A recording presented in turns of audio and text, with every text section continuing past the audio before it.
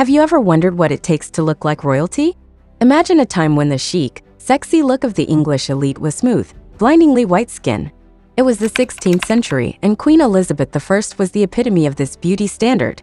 Her porcelain skin symbolized nobility and earthly perfection, but what she did to achieve it is a fascinating, albeit chilling, tale, and explore the royal beauty secrets and the dark side of Queen Elizabeth's makeup routine. Before we start, remember to subscribe to our channel and let us know which historical figures you'd like us to cover. Now let's transport ourselves back to a time when beauty came at a deadly cost. Imagine this, the Elizabethan era where lead-based makeup was all the rage.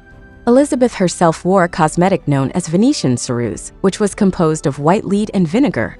She would pat her face and neck with this substance, transforming her complexion from poxy to an eerie porcelain canvas. But that's just the tip of the beauty iceberg. Lead-based makeup may have been the ultimate fashion statement in the 16th century, but what people didn't know then is that it was slowly corroding the queen's skin. Imagine applying lead to your face every day, not for weeks or months, but for years.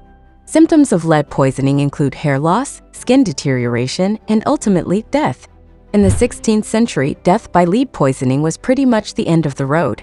And this leads us to the first sinister part of Queen Elizabeth's beauty regimen. Now imagine rubbing cinnabar, a toxic mineral containing mercury, on your lips to achieve that signature red mouth, much like Snow White's. Queen Elizabeth did just that. Mercury poisoning, like lead, is no walk in the park. It leads to memory loss, irritability, and depression. In Elizabeth's case, it may have contributed to her deteriorating health in the later years of her life. The Elizabethan era was a time when nobles didn't bother to clean off their makeup every night. After her maids carefully applied lead and mercury makeup, Elizabeth wore it for at least a week. Yes, you heard that right. She wore it day and night, allowing these deadly substances to seep into her skin, causing it to turn gray and wrinkled. The Queen's desperate attempts to hide the damage only led to her piling on more and more layers of makeup, reportedly reaching an inch thick towards the end of her life. But there's another twist to this story. In her youth, Queen Elizabeth didn't wear as much lead-based makeup. Her relatively clear complexion was due to the fact that she hadn't contracted smallpox yet. In 1562, at the age of 29, Elizabeth fell ill with the disease, and her life hung in the balance. Courtiers feared that she wouldn't survive, but miraculously she did. Unfortunately, the disease left her with permanent scars, making her 20s less than rosy. Smallpox scars were a common problem at the time, and Elizabeth's close friend, Mary Sidney, also bore the marks. As Mary's husband noted, the scars, to her resolute discomfort, ever since have done and do remain on her face.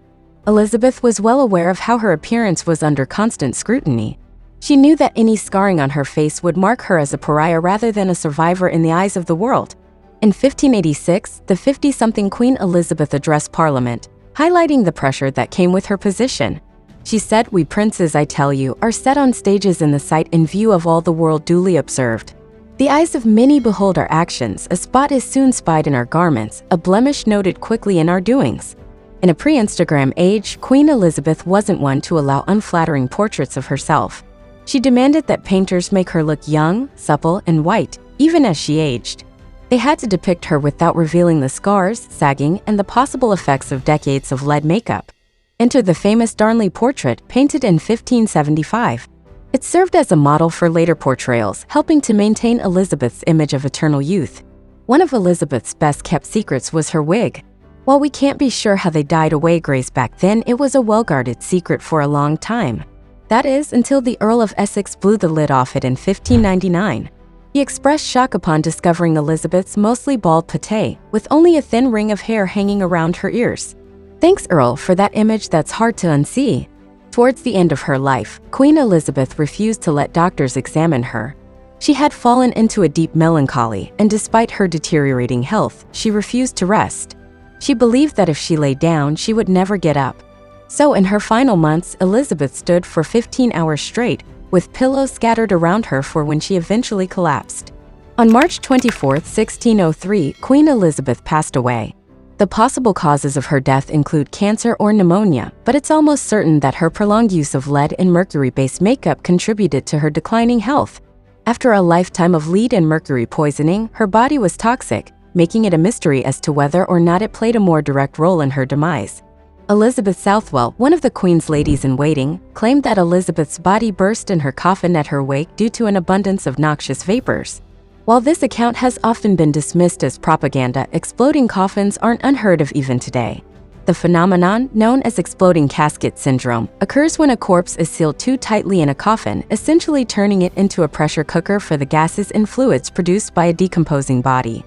Here's one more twist to the story. Just a week before her death in 1603, doctors recommended a risky procedure for Queen Elizabeth. For 45 years since her coronation, she had worn a coronation ring. The ring had started cutting into her skin and it needed to be surgically removed. A week later, she would passed away. What we can gather from this historical journey is that the pursuit of beauty, even by a queen, can come at a high cost. Elizabeth's makeup routine, with lead and mercury, took a toll on her health, and while it may not have been the sole cause of her death, it certainly played a role in her ultimate demise. So what do you think about Queen Elizabeth's makeup tutorial? Let us know in the comments, and while you're at it, check out some of our other videos.